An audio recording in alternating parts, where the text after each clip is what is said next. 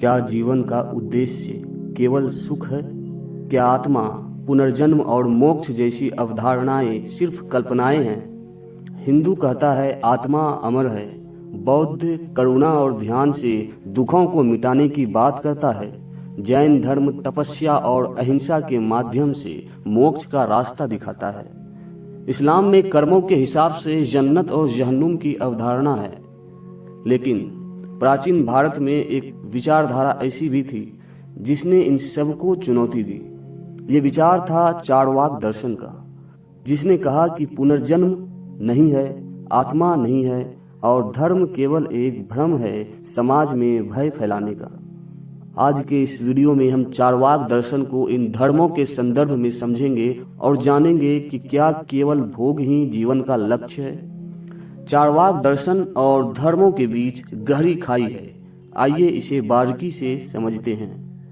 हिंदू धर्म कहता है कि आत्मा अजर अमर है और कर्मों के आधार पर पुनर्जन्म होता है। ये वेद, गीता और पुराणों में विश्वास करता है।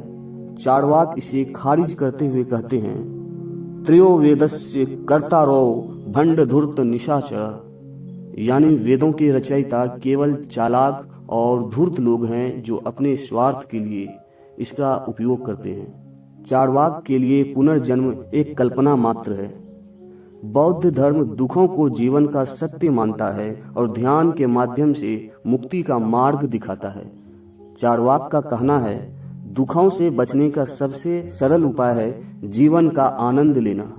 ध्यान, तपस्या और त्याग क्यों करें? जैन धर्म तपस्या और संयम को जीवन का अंतिम उद्देश्य मानता है। चार्वाक इसे व्यर्थ मानते हैं। इस्लाम कर्मों के आधार पर जन्नत और जहन्नुम की अवधारणा पर जोर देता है। चार्वाक ने सीधे ईश्वर के अस्तित्व पर ही सवाल उठाया। जो दिखता है वही सच है, जो नहीं दिखता उसका कोई प्रमाण नहीं। चार्वाक दर्शन ने धर्मों के सभी अवधारणाओं को अस्वीकार कर दिया और जीवन को भोग का माध्यम बताया। चार्वाक दर्शन का सबसे महत्वपूर्ण पहलू है भोग और तर्क। उनका कहना था, पित्वा पित्वा पुनः पित्वा यावत् पतति भूतले उत्थाय च पुनः पित्वा पुनर्जन्म न विद्यते, यानी पियो पियो फिर पियो, क्योंकि पुनर्जन्म नहीं होने वाला। ये जीवन दोबारा नहीं मिलेगा, ये अवसर है, इसे अभी संपूर्ण आनंद से जी लो। चार्वाक का यह विचार तर्क पर आधारित था। उनके अनुसार जो दिखता है वही सत्य है। आत्मा, स्वर्ग और पुनर्जन्म जैसी चीजें केवल कल्पनाएं हैं। वे कहते थे कि ईश्वर का कोई प्रमाण नहीं है। यदि जीवन केवल एक बार मिलता है तो उसे आनंद से जीना चाहिए। चार्वाक ने धर्म को समाज को नियंत्रित करने का एक साधन बताया। उन्होंने कहा कि वेद केवल पुजारियों के स्वार्थ को पूरा करने के लिए बनाए गए हैं, लेकिन क्या भोग ही जीवन का अंतिम सत्य है? चार्वाक दर्शन तर्कशील था, लेकिन इसमें कई कमियां भी थी और पहली कमी थी नैतिकता का अभाव। यदि केवल भोग ही जीवन का लक्ष्य है तो समाज में अनुशासन कैसे रहेगा? क्या इससे स्वार्थ और अन्याय नहीं बढ़ेगा? दूसरा कमी था आध्यात्मिकता की उपेक्षा। धर्म केवल भय नहीं बल्कि आत्मा और समाज को जोड़ने का माध्यम है।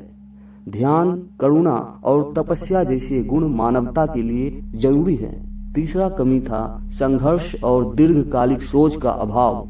चार्वाक का दृष्टिकोण तत्कालिक सुख पर आधारित था, लेकिन क्या केवल वर्तमान में जीना दीर्घकालिक शांति दे सकता है? आज के युग में चार्वाक दर्शन के कुछ पहलू प्रासंगिक लगते हैं।